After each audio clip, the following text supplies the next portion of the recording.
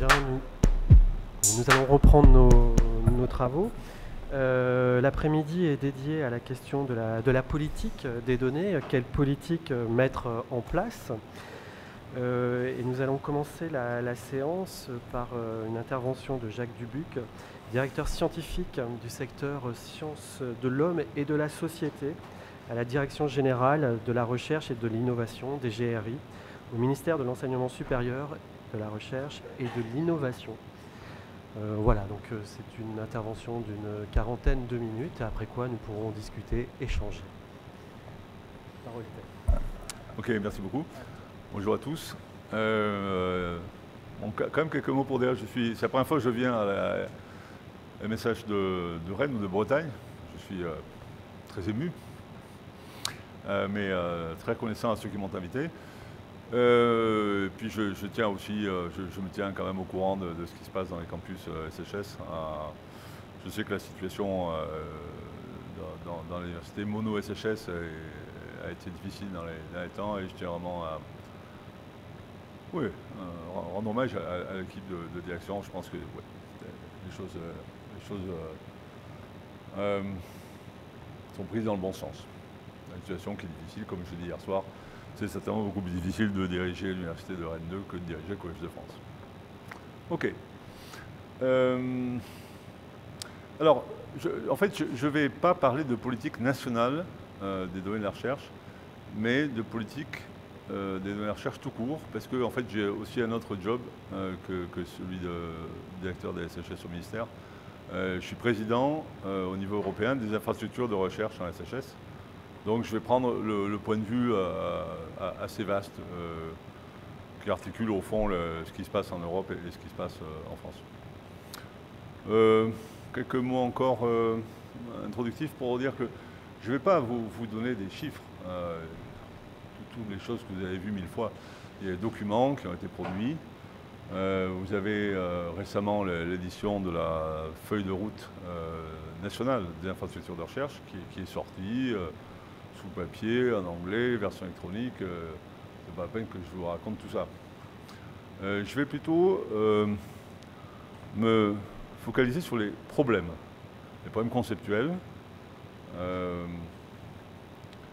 Et d'autre part, je vais me référer, j'ai préparé mon exposé en écoutant les gens qui ont parlé ce matin. Bon, j'ai beaucoup apprécié, les choses sur lesquelles j'ai quelques réserves. Je vais évidemment me focaliser sur les réserves.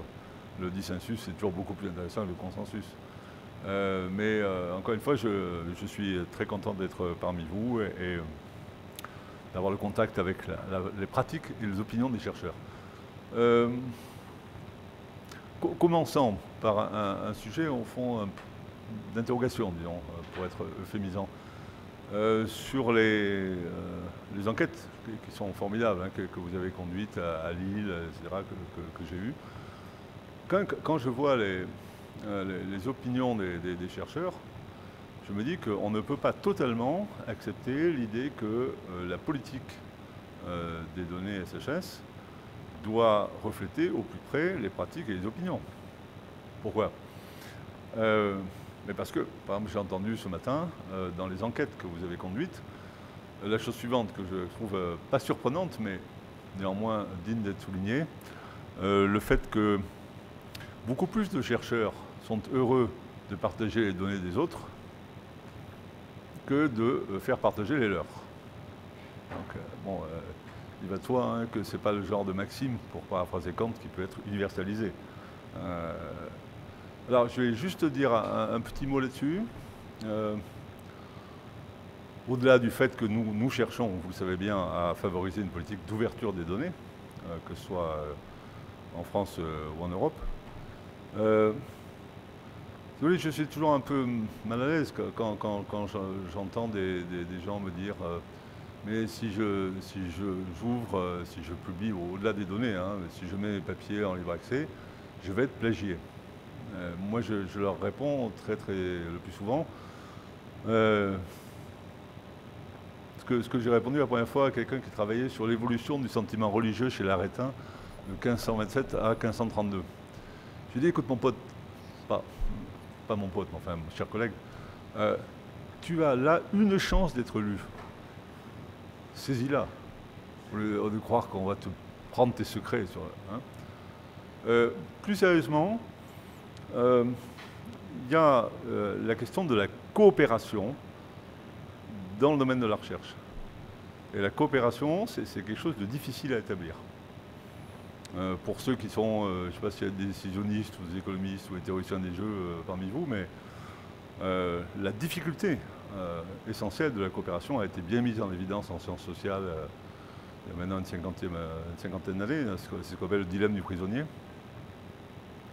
En fait, je ne vais pas insister là-dessus, mais juste vous donner les résultats de ce très très grand papier, qui est qu'il est rationnel de trahir les autres. Il est individuellement rationnel de trahir, de faire défection. Si vous pouvez bénéficier de la coopération d'autrui tout en trahissant, individuellement, il est rationnel que vous le fassiez.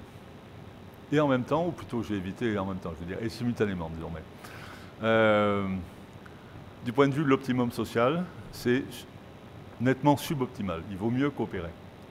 Et mon point, c'est juste que dans le domaine de la recherche, dans le domaine des informations, dans le domaine des données, la coopération devrait être plus facile. Parce que la coopération en matière de données, à l'inverse de ce qui est par exemple la coopération économique, présente une caractéristique très particulière qui devrait la favoriser et qui explique que dans le monde des geeks, les choses soient apparemment plus sympathiques que dans le reste du monde. C'est le fait que quand vous donnez une information, vous la gardez. Alors que quand vous donnez 1 euro, vous ne l'avez plus. Songez-y, ça renverse beaucoup de choses.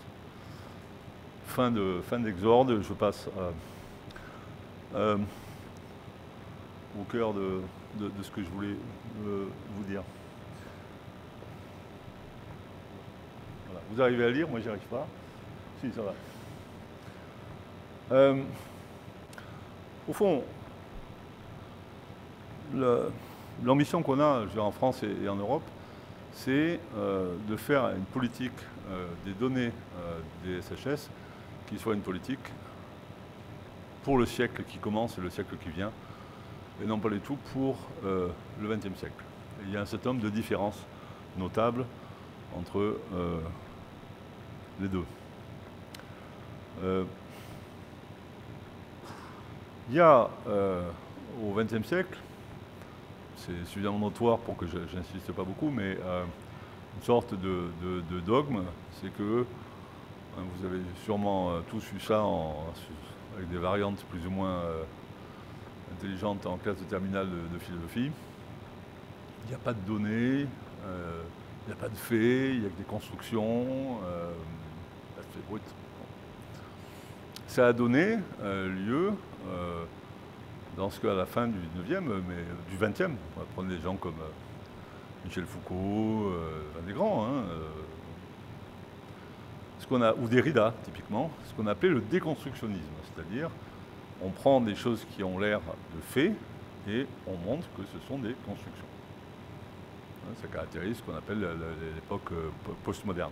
Donc d'une certaine manière, le fait de s'occuper des données, de leur accorder du prix, de la valeur et du prix, soit éthique et financière si on peut dire, va à l'encontre de ce mainstream de la fin du 19e.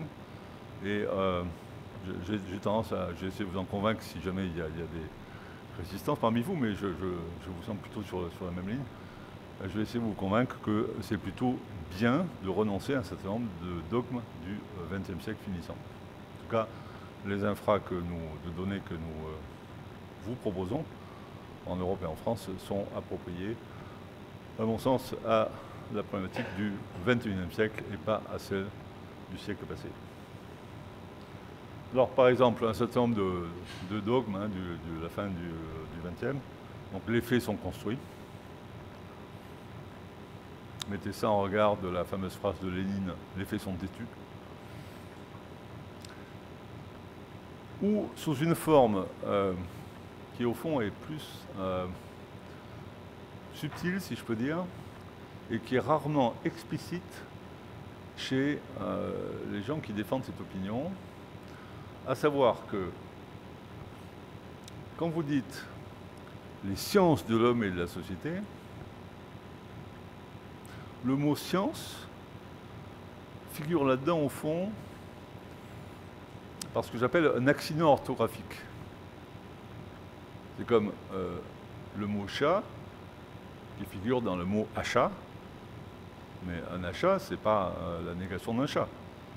C'est un hasard que, bon, vous n'avez pas en allemand, dit Katze, Einkauf, vous n'avez pas le mot chat qui figure dans le mot achat.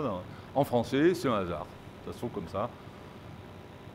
Le mot chat figure dans le mot achat, mais ça n'a pas de signification. Je caractériserai volontiers l'opinion sur les SHS d'un certain nombre de... J'appartiens à la communauté SHS, ça va de soi. Enfin, d'un certain nombre de mes collègues, comme étant une conception de l'accident orthographique. C'est-à-dire, en fait, les SHS ne doivent pas être considérés comme des sciences. Ils sont très spécifiques. Peut-être que ça ressemble à l'art, à la méditation, à la religion, à l'expression personnelle, que sais-je, mais ça ne devrait pas être considéré authentiquement comme des sciences. Et mon point, c'est que l'insistance sur l'importance des données est de nature à nous faire, évidemment, réviser cette conception. Quand on insiste, comme vous le faites tous, comme je le fais, sur les données des SHS, c'est qu'on considère que les SHS ont affaire à des choses qui, bien sûr, il faut préciser, mais enfin, ressemblent à des faits et que nous cherchons des explications. Donc les SHS font partie des sciences.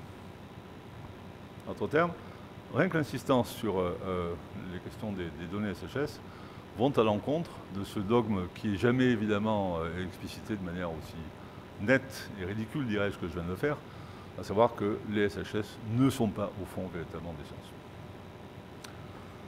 sciences.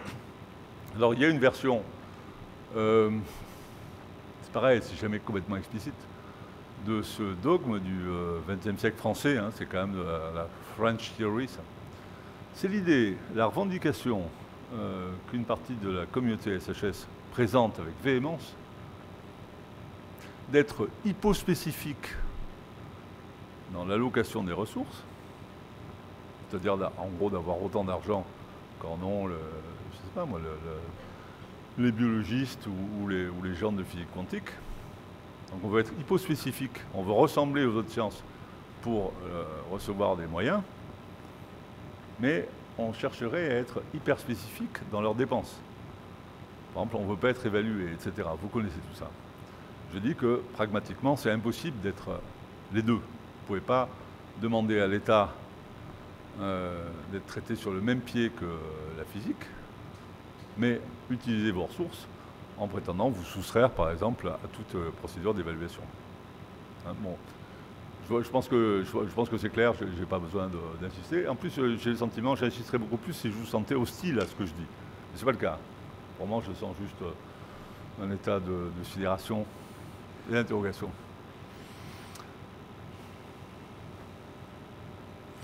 Donc, la leçon que je tire de ça, c'est au fond, je vais insister, l'effet transformant de la collecte rationnelle et de la mise à disposition de la communauté de recherche des données SHS. C'est un effet à soi seul transformant parce que ça favorise évidemment l'idée que les SHS sont aux hommes et aux sociétés ce que la zoologie est aux animaux. Donc quelque chose qui est... il y a une différence spécifique entre les SHS et le reste des autres sciences, mais on appartient au même genre de sciences. Donc, ceteris paribus, ça favorise cette idée générale qui me paraît personnellement tout à fait saine. Sur les accords, je serais heureux, j'aime beaucoup les accords. Hein. On met ça en discussion à la fin. Alors, dans ce que j'ai entendu ce matin, je ne sais pas si notre collègue... Oui, de Lille. J'ai beaucoup aimé ça. Bon, vous savez, dans le Volapük européen, mais même français, hein, des choses disruptives, epoch breaking, etc. J'ai beaucoup apprécié. Je pense que non seulement c'est vulgaire, mais c'est idiot. Je crois que le bon point de vue sur les données, c'est celui que j'ai entendu exprimer par, pardon, je ne saurais pas la repérer en film, mais la collègue qui s'occupe d'épigraphie. Oui. Quand vous disiez qu'en fait, vous concevez les humanités numériques, au fond, comme une sorte de retour à ce qui s'est passé à l'époque de Humboldt ou de Kirchner, etc. Je pense que c'est la position exacte sur ça. C'est pas qu'on n'avait jamais rien vu de tel. C'est qu'il y a eu, au cours du XXe siècle, pour m'en tenir aux humanités et aux sciences d'interprétation, disons, une parenthèse relativement aberrante, dans laquelle on disait que le sens d'un texte, c'est ce qui voit le lecteur, n'importe quel lecteur, et qu'au contraire, il y avait des normes interprétatives, qui étaient vraiment l'idée de la philologie du XIXe siècle allemand.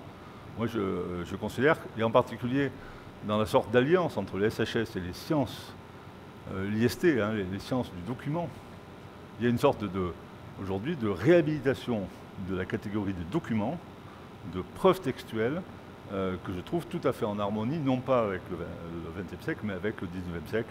Et donc j'ai beaucoup... vos deux interventions ont été se compléter.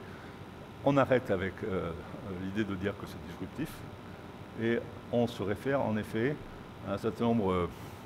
ce que Nietzsche appelait la probité philologique, qui a été complètement oubliée à la fin du XXe siècle, et on est là de nouveau. J'ai beaucoup... J'insiste pas, puisque vous l'avez dit avec plus d'éloquence que je ne saurais faire. Alors, je vois maintenant, après avoir dit que les SHS sont vraiment des sciences, comme la zoologie, etc., malgré tout, insister sur des différences spécifiques qui ne me paraissent pas toujours bien comprises, cette fois-ci à l'extérieur des SHS. Et je suis critique de mes collègues, certains de mes collègues, mais en même temps je les défends. C'est mon job et c'est ma conviction qu'ils doivent l'être. Et ça vaut pour Rennes, ça vaut pour la France et ça vaut pour Bruxelles. Une petite parenthèse, je viens d'avoir les récentes propositions de la Commission européenne sur le financement du prochain programme cadre, le FP9. Juste effrayant, enfin, on aurait juste sur 10 ans 2,8 milliards, desquels devraient être soustraits les budgets des gens qui s'occupent de cybersécurité, etc. C'est extrêmement inquiétant. Il y a vraiment à l'échelle européenne une incompréhension du potentiel des SHS. Et donc il y a peut-être la même chose en arborique, j'en sais rien. Ce que nous devons essayer de faire, c'est continuer le mouvement de transformation dont les SHS sont le théâtre depuis 10-15 ans, et d'autre part, arriver à nous expliquer aux autres, et en termes, pour reprendre donc des mots grecs dont je sais qui seront compris, en termes exotériques, et pas ésotériques, en termes arriver à se faire comprendre, en termes simples, percutants, aux non-SHS. C'est pas la peine que nous on passe son temps entre SHS à se convaincre que les SHS sont bien, ça n'a aucun sens. Donc il y a vraiment ça, et c'est, je pense qu'il y a à la fois le mouvement de transformation qui n'est pas suffisamment puissant, et d'autre part un déficit d'explication qui est énorme. Je veux dire, moi j'ai entendu hier soir des choses sur ce que disaient les milieux politiques bretons sur les SHS. Je trouve ça absolument navrant de leur part. Enfin, ils ne comprennent pas. Donc, dans les particularités hein, des données SHS et des infrastructures de données pour les SHS, il y en a dont il importe d'être conscient. Si on fait la différence, par exemple, avec les infrastructures de données qui concernent la big science, hein, typiquement le CERN à Genève, ou le truc que j'ai vu financer par l'Espagnol à la dernière campagne européenne à 3 milliards, une infrastructure un truc, 3 milliards pour essayer de la fusion nucléaire. Bon, il y a une différence qui est que l'infra ibérique coûte 3 milliards, alors que les infras qui ont été proposés du côté SHS à Bruxelles cette année, la plus chère, c'est 3 millions. Mais je n'emploie jamais l'argument les SHS ne coûtent pas cher. Parce que, inévitablement, quand vous dites nous ne coûtons pas cher, les gens entendent nous ne valons rien. Je n'utilise pas cet argument. Par contre, il y a d'autres traits particuliers aux infrastructures de données en SHS. En voici quelques-uns. D'abord, le fait que, si on compare, pour fixer les choses, au grand collisionneur de Genève, hein, au CERN, le CERN est une infrastructure qui est à un endroit, comme on dit à Bruxelles, elle est single-sited. Alors que les données que nous recueillons en SHS sont distribuées. Et elles sont distribuées en deux sens très différents. Alors là, je vais commencer à ralentir un peu, parce qu'il y a des choses là qui concernent la politique aussi nationale. Elles sont distribuées, évidemment, au sens où les données recueillies sont rendues accessibles aux chercheurs. Et une chose dont nous nous sommes aperçus, c'est que la simple distribution, au sens de la pompe à essence des données, ça ne marchait pas. Ça ne marche pas en général, et ça ne marche pas en particulier dans un pays dont, je viens de le dire, la culture générale en matière de données est l'indifférence ou l'hostilité. Je prends un exemple. Nous avons dans l'infrastructure Share, hein, c'est le survey sur le vieillissement et la retraite en Europe. Donc on a un segment français de Share qui est piloté par Paris Dauphine. Nous avons 45 000 entretiens de plus d'1 heure au travers de l'Europe.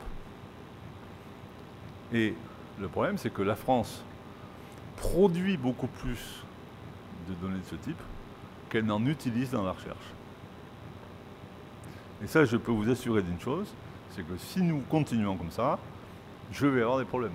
Enfin, celui qui sera à ma place, où je ne peux pas, dans un monde où vous savez bien quand même, hein, le centre de gravité d'un truc comme le ministère de la Recherche, c'est pas fait pour les SHS. C'est des gens que la valorisation, c'est la prise de brevets. Pardon, quelle est votre politique de données au sujet de ces trucs? C'est enregistré, c'est diffusé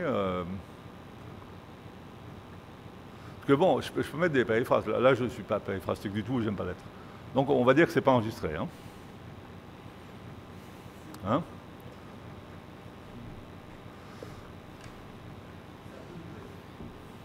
Ah, mais voilà, c'est la parole que j'attendais. Non, je vais quand même aller doucement. En fait, c'est vrai que la machine du management de l'administration de la recherche en France, comme d'ailleurs à Berlin ou à Sarajevo, s'il y a quelque chose d'analogue, c'est quelque chose qui est plutôt centré sur des conceptions de l'innovation qui sont des conceptions technologiques, dédiées aux industries manufacturières et non pas aux entreprises de services. Et puis c'est fait, les gens qui habitent les bureaux dans les ministères en Europe et partout, hein, ça va être pareil à Wellington, c'est des gens qui sont plutôt familiers avec oui, la big science, avec la physique, la biologie moléculaire, qu'avec la SHS. Vous avez par exemple un des DERT absolument remarquable en Bretagne, qui a une attention absolument particulière, je le sais, au SHS. Sa formation, ça va être la mécanique. Il y a peut-être dans tous les, vous savez, c'est les directeurs régionaux de la recherche et de la technologie qui jouent un rôle extrêmement important sur le territoire national. Il y en a 2 douzaines à peu près, à la louche, si j'ose parler de louche. Je pense qu'il doit y avoir 1 ou 2 dont l'origine disciplinaire, c'est la SHS. Et c'est pareil, de manière pour tout. Hein. Donc, on est dans un environnement qui a tendance à ne pas forcément comprendre ce qu'on fait et à quoi ça sert. Et il faut absolument que nous nous expliquions. Et je trouve cette demande d'avoir à nous justifier, personnellement, je ne la trouve pas exorbitante. Je ne suis pas scandalisé qu'on me demande à quoi sert les quelques millions d'euros qu'on met sur la recherche SHS, ça me paraît normal. J'espère que vous êtes habité par les mêmes pensées. Alors, la différence, donc, c'est que ce sont des infrastructures distribuées. Les données pertinentes pour la recherche SHS sont des données que nous recueillons non pas à un seul endroit, mais en plusieurs endroits. Bon, on commence par des assertions aisées à défendre. Il y a d'autres particularités. Ce caractère distribué des infrastructures de recherche à SHS, en vérité, nous le partageons avec d'autres sciences. Les sciences de l'environnement donnent des données qui sont collectées en divers endroits. On prend par exemple le taux de mercure dans la Baltique à différentes profondeurs, la salinité des sargasses en différents endroits, etc. Après tout, c'est la même chose. Ce qui nous différencie, et ça c'est un des points les plus importants de ce que je voudrais vous dire et discuter avec vous, c'est donc pas ce caractère massivement distribué des données, en ce sens-là, hein, c'est-à-dire données qu'on prend à différents endroits. C'est un autre trait, sur lequel, comme il est un peu plus épistémologiquement compliqué, j'insisterai plus, qui est le fait que, en gros, si on prend les sciences de l'environnement comme des disciplines proches de nous, leurs données sont la valeur en différents endroits d'un même paramètre. Okay, ils mesurent le taux de mercure à différents endroits. Et nous, les données de la recherche SHS ne sont pas les valeurs de certains paramètres prédéfinis. Le job des SHS, c'est d'avoir à construire les descripteurs de la réalité sociale. Les concepts, ou pour le dire en termes informatiques, les métadonnées ne sont pas données. Les SHS sont ce domaine particulier dans lequel, si je puis dire, il faut des SHS pour avoir des données SHS. Okay. J'y reviendrai beaucoup parce que c'est un point absolument fondamental et souvent qui est mécompris, enfin mal compris, pardon, en anglicisme par nos collègues. Donc ça, c'est le premier aspect de distinction, c'est distribué. C'est distribué et nous avons à construire des descripteurs. Et puis il y a un autre aspect de distribution, c'est la question de l'aboutement, si je puis dire, de la connexion entre les données et les chercheurs. Comment est-ce que nous distribuons les données? Dans un pays particulièrement comme le nôtre, dans lequel la culture des données est peu disséminée, il faut quand même le dire, il est particulièrement indispensable de faire la chose suivante. Il faut qu'aux endroits de jonction capillaire entre les infrastructures et les comités de recherche, il faut qu'il y ait des actions d'explication et de formation. Il ne peut pas y avoir véritablement d'usage efficace des données pour la recherche SHS sans qu'il y ait des actions de formation qui soient entreprises. La recherche ici doit être liée absolument à la formation. Alors ça s'est traduit, je pense que le collègue de Lille, oui c'est vous de Lille, non, qui était de Lille? Il y avait quelqu'un qui exposait de Lille. Donc c'est vous, excusez. À Lille, nous avons mis en place une plateforme universitaire de données. C'est-à-dire, enfin bon, je ne vais pas entrer dans les grands détails, mais c'est un instrument tout à fait nouveau qui est dans les maisons des sciences de l'homme et qui consiste, en très gros, à ce que les universités riveraines, partenaires de la MSH, consentent un investissement, par exemple par un poste d'ingénieur, et l'État complète de telle sorte que, au nœud de distribution, je ne veux pas parler de guichet, parce que ce n'est pas une question de guichet, mais à l'endroit où les données sont distribuées, il y ait des gens qui forment les chercheurs, particulièrement les jeunes chercheurs, mais en France on peut dire aussi que les vieux chercheurs ont besoin de ça, à répondre à des questions suivantes. J'ai un projet de recherche, quel genre de données me sont nécessaires pour le conduire? Une fois que j'ai identifié ces données, comment puis-je y accéder? Sachant que, j'y viendrai par la suite, hein, il y a évidemment en SHS des problèmes particuliers avec les données. Les électrons n'ont pas de vie privée. En SHS, quand nous traitons des données par un plan sciences sociales, il y a évidemment des problèmes de privacy qui se posent. Donc comment puis-je y accéder tout en étant conforme aux normes qui régissent pas la privauté, non, enfin, privacy, la vie privée, enfin. Comment est-ce que vous pouvez, vous chercheurs, utiliser dans votre recherche efficacement des données concernant des groupes sociaux sans enfreindre les normes de la privacy et sans non plus passer votre temps à vous demander comment vous allez faire pour le faire sans les enfreindre. Il faut que, de cette manière, il y ait des dispositifs ou des gens qui vous accompagnent là-dedans. Et c'est l'un des objectifs que nous cherchons à obtenir avec les plateformes universitaires de données. Il y en a pour l'instant à Lille, je sais, il y en a 7, hein, Lille, Grenoble, Toulouse, Strasbourg, Dijon, je ne sais plus, hein, peut-être Nantes, j'en sais rien, j'ai oublié. Et donc ça c'est aussi hein, pour en finir une fois pour toutes avec les histoires de financement SHS, j'aimerais quand même dire que depuis je suis neutre, hein, vous sentez bien politiquement, mais depuis l'arrivée du nouveau gouvernement, il y a quand même eu 12 millions de financements spécifiques au SHS de la part du ministère. À un moment où, bon, les nouvelles que nous avions des campus SHS étaient bon, pas forcément encourageantes. Il y a vraiment une confiance qui est faite, et il y a eu notamment donc 5 millions il aurait été difficile d'obtenir de ma part, mais bon, je suis votre serviteur.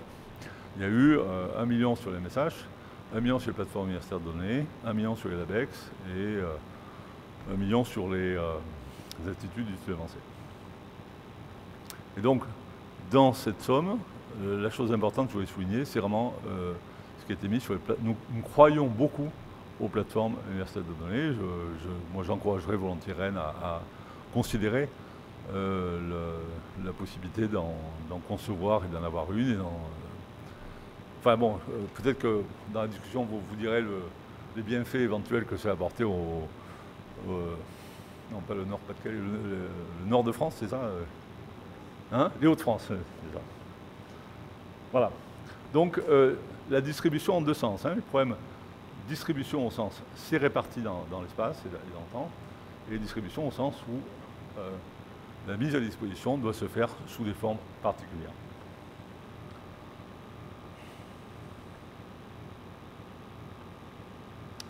Alors, je complique progressivement les choses. Non seulement c'est distribué, je veux dire les choses qu'on collecte, mais c'est en un certain sens local. Pas seulement local au sens où on le prend là et on le prend là, mais au sens auquel je faisais allusion tout à l'heure, c'est-à-dire le fait que les descripteurs ne sont pas garantis. Toujours ma comparaison avec la physique. Il y a des électrons en Italie. Paix à Matteo Salvini, il y a des électrons en Italie. Par contre, il n'y a pas d'électrons italiens. Bon, il y aura peut-être un ministre de l'équipe Salvini qui va... Mais enfin non, les électrons, ça circule. Il n'y a rien de spécifiquement italien dans les électrons qui sont en Italie. Alors que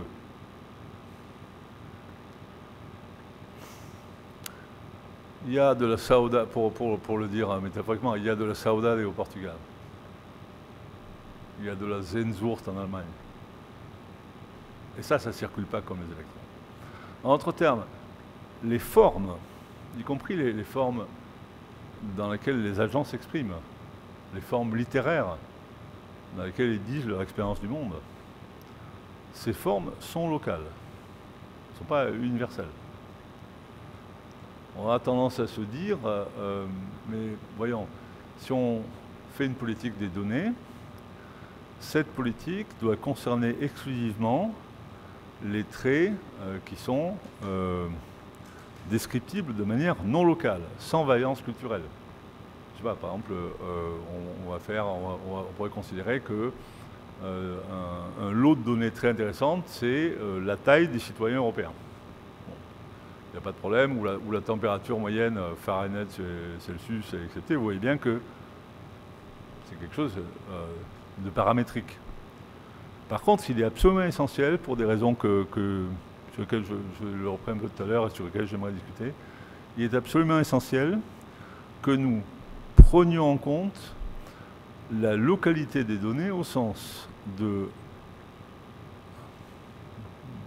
préoccupation concernant, au fond, les formes particulières, y compris émotionnelles, artistiques, hédonistiques, que sais-je, de l'existence humaine en société.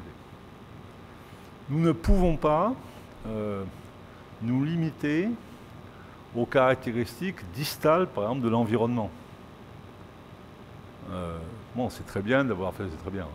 Je veux dire, on peut avoir le nombre de particules par centimètre cube de je ne sais pas quoi à Shanghai. Mais autre chose encore est d'avoir une expression aussi que nous savons tâcher de rendre aussi objectif que possible, de ce que cela fait que de passer son temps dans le smog. Hein, le fait de s'intéresser non seulement aux caractéristiques objectives de l'environnement, ou mutatis mutandis au PIB par habitant, mais de s'intéresser aussi à la manière dont les agents concernés vivent et expérimentent ces conditions qu'on peut par ailleurs objectivement décrire, ce fait-là est absolument essentiel pour la contribution des SHS à l'analyse de ce qui se passe et de ce qui devrait se passer. Et ces formes subjectives qui se manifestent, on en parlait hier dans la littérature, enfin, pour ça qu'aussi la littérature, l'art, etc., comptent pour les SHS. Ces formes subjectives sont absolument importantes pour une raison toute simple, c'est que les agents, pour parler comme les informaticiens, se déterminent dans leurs décisions, non pas sur la base de l'environnement objectif, mais sur la base de la manière dont ils se le représentent. C'est tout idiot, hein, mais la manière dont les agents se représentent le monde est exactement la base sur laquelle ils prennent leurs décisions pour agir dans le monde. Et donc, si vous n'avez pas accès d'une manière le plus possible objectivisée à ces éléments subjectifs, vous n'avez accès à rien. Vous n'avez pas accès à la compréhension des ressorts, des décisions des gens en société. Donc c'est local en ce sens peut-être plus complexe, un peu plus difficile à expliquer, mais on y arrive avec 3 graphiques. Hein. C'est local en ce sens-là, pas seulement distribué, mais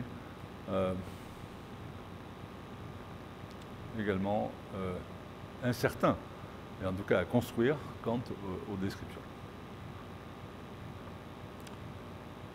Et ça n'a évidemment aucun équivalent en physique. Une autre chose encore qui rend les données à SHS assez particulières, pour dire assez vite, la plupart des processus physiques sont, comme on dit, markoviens. C'est-à-dire, en gros, un processus est markovien si ce qui compte, ce sont les conditions qui sont réunies à un certain instant, qui sont supposées déterminer ce qui se produira à l'instant suivant. Hein, en physique, il y a ce qu'on appelle un screening des antécédents causaux.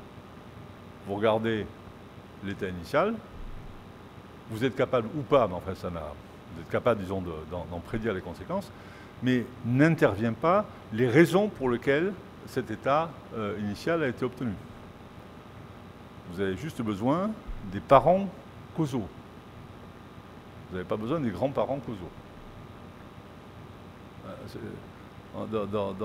Dans les sociétés humaines, c'est différent. Hein, souvenez-vous du grand texte de Karl Marx sur le 18 brumaire de Napoléon Bonaparte, quand il dit « L'histoire se répète toujours deux fois, la première en tragédie, la seconde en comédie hein. ». Il fait allusion au fait que le prince Louis-Napoléon s'était fait couronner évidemment le même jour que le grand Napoléon. Ce qui a expliqué le 18 brumaire, en grande partie, c'est le fait que les gens se souvenaient d'avoir eu Napoléon Ier. Donc vous voyez bien que dans les sociétés humaines, il y a des phénomènes, en gros, qui sont non markoviens. Vous avez besoin de connaître plus que les données de l'état social, économique et mental des agents à la veille du coup d'État du 18 brumaire. Vous avez besoin aussi de savoir d'où ça venait, quel était le souvenir qui habitait les agents. Il y a encore un autre aspect de cette chose qui demande que nous ayons des données dans la durée, c'est le fait suivant. Et ça a des conséquences en termes de financement, hein. Je vais y venir dans un moment. Nous avons besoin de voir la dynamique, par exemple, la dynamique sociale. Nous avons besoin pour des raisons de connaissance, mais aussi nous avons besoin, et ça, c'est quelque chose qui devrait tomber dans l'oreille des décideurs publics et des financeurs, nous en avons besoin aussi pour essayer d'améliorer l'efficacité des politiques publiques. Hein, vous prenez, je ne sais pas moi, les controverses, pour être loin de l'histoire de ZAD, vous prenez les controverses sur les méthodes syllabiques dans l'apprentissage de la lecture. Vous avez eu d'énormes efforts qui ont été faits dans la période récente. Prenez les travaux d'Esther Duflo au MIT, pour essayer de voir ce que serait une décision publique rationnelle. Hein, c'est ce qu'on appelle la méthode des expériences randomisées.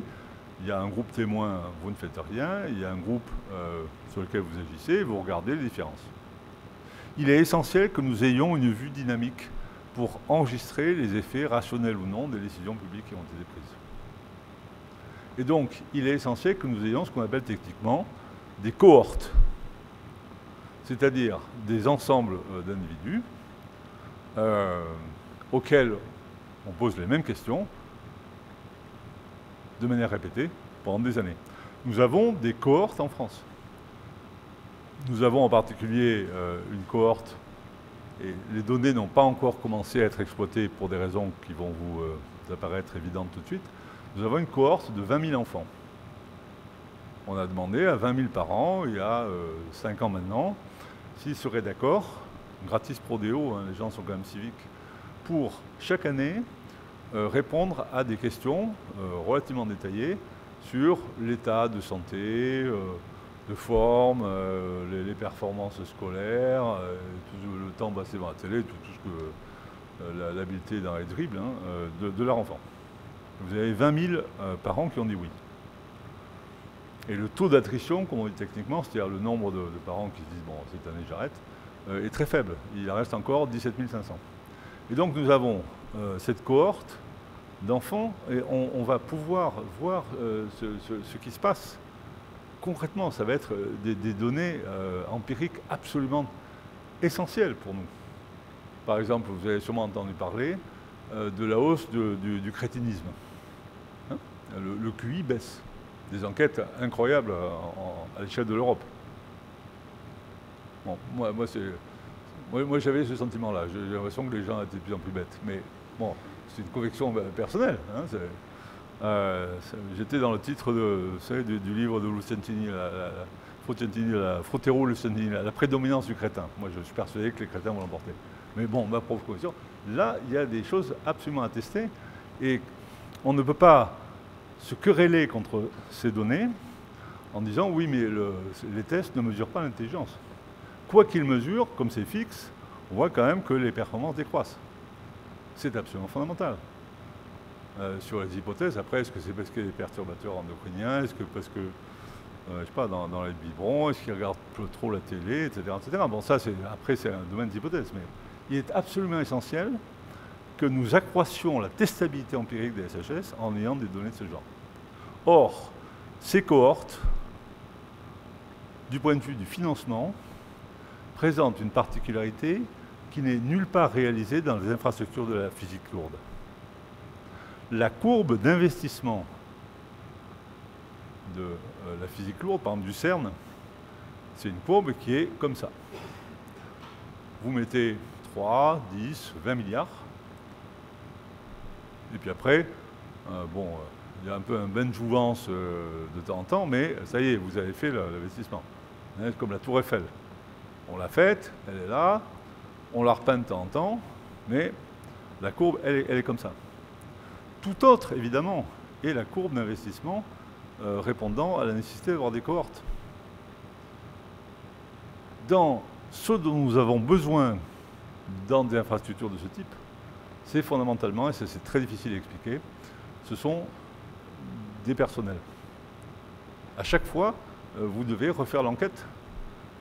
Ce que vous a coûté une enquête, par exemple sur European Social Survey, qui mesure les opinions des Européens, et qui est fait en France par Sciences Po, ne vous reviendra pas cher, pas moins cher, ou à peine moins cher, pour 2018 que pour 2017. La courbe d'investissement en ce qui concerne les infrastructures de données SHS, elle est d'une part beaucoup plus basse, je l'ai dit, que la courbe analogue pour les infrastructures en sciences dures, mais c'est une courbe qui est plate. Il n'y a pas de... c'est pas la Tour Eiffel une fois. Et donc ça nous a... Bon, je n'insiste pas, mais vous voyez bien les problèmes qu'on a pu avoir avec le plan d'investissement d'avenir, qui a insisté notamment sur ce qu'on appelle la part consomptible des choses. Nous n'avons pas pu avoir... il n'y avait pas de sens pour nous à considérer que ce que nous devions acquérir pour avoir des données en SHS, c'était des grosses choses comme l'équivalent de centrales nucléaires expérimentales. Ben, tout ça. Bon, je pense que c'est trop évident pour que j'y insiste. Alors, je suis toujours en état de... Bon, j'accélère. OK. Le prochain signal, j'arrête totalement, immédiatement et pour toujours. Les questions de privacy, on en a parlé. On est en train de faire des choses avec mon équipe au ministère pour s'en occuper. En particulier, le fait pour les données personnelles d'avoir des dispositifs systématiques de substitution des choses qui rendent les données identifiables. Remplacement par des proxys, hein, comme on dit, le CSD fait ça sur sa clé. Et vous avez des choses encore plus compliquées, bon, on en parlera peut-être dans la discussion si ça vous intéresse, c'est les données sensibles, par exemple sur la radicalisation. Il est essentiel que nous travaillions sur la radicalisation, et essentiel pour que ce soit efficace, que nous ayons des données, mais ces données, ça va être les fichiers, pas S, mais enfin les fichiers, vous savez, juste après le Bataclan, il y a eu des fichiers déclaratifs. Des gens qui disaient, bon, mon petit, il se radicalise. OK, on note, et puis après, en fait, moi j'ai ces fichiers. Mais tout le monde ne les a pas. C'est-à-dire, il faut être habilité défense, c'est très compliqué. Donc, il y a un ensemble de choses à faire pour rendre un certain nombre de données appropriées à la recherche. Alors, maintenant, je vais à très grande vitesse pour vous parler des données SHS de demain. Je pense que tout le monde connaît ça, hein, qui est la carte informatique des big data. Il y en a de plus en plus, ça va de plus en plus vite, et je pense que ces questions-là ne sont pas intéressantes. L'intérêt pour les SHS, c'est pas ça, c'est ce qui se passe au sud-est, c'est la variété. Alors je vous donne juste les trucs pour discussion. Hein. Les problèmes qu'on a ne sont pas des problèmes de volumétrie essentiellement, qui demanderaient des solutions en termes de stockage. Il n'y a aucune infrastructure SHS à l'heure actuelle qui demande beaucoup de stockage, sauf l'infrastructure Bedofi sur les données financières parce que c'est une infrastructure qui enregistre toutes les données du trading à haute fréquence. Vous savez qu'il y a 100 000 décisions financières en bourse prises par les automates à la seconde. Donc ça, effectivement, c'est une pile respectable dans Gensi. Sinon, on n'a pas de problème de volumétrie. On a des problèmes beaucoup plus subtils. Je vous passe juste les slides en vitesse, puis j'arrête. Qui sont les suivants. Je pense qu'ils vous sont familiers à tous. Comment réidentifier un objet comme étant le même sous différentes descriptions? C'est un truc que connaissent la philologie. Comment est-ce que vous identifiez? Comment est-ce que vous arrivez à réidentifier dans des séries distinctes l'auteur des Tusculanes et celui des Finibus? Il n'y a pas de... Ou la statue de Cicéron. Croisement des données, bon... oui, on le passe ensemble et puis j'arrête parce que je vais pas assez déborder le temps. Quelque chose de très important quand même, surtout sur Rennes, on en parlait tout à l'heure, c'est demain notre capacité à travailler sur des données croisées. Par exemple, sur les larges données de la sécurité sociale et en même temps sur les données, par exemple, concernant l'endroit où les gens habitent et aussi les données sur les opinions des individus. L'horizon de demain en SHS, c'est clairement être capable de manipuler dans la recherche des données de divers types. À titre d'exemple, puisque vous avez l'EHSP à votre porte, les problèmes de la recherche sur les questions de l'obésité dépendent crucialement de la capacité à penser ensemble les déterminants du métabolisme, le fait que, je sais pas moi, la patate, la binge escanque du duodénum, ça c'est du métabolisme, et des choses comme le fait que vous avez un indice de masse corporelle extravagamment élevé en Mélanésie. Quel est le rapport entre les déterminants biologiques et les déterminants culturels? Ça, c'est nous demain, ça. Alors.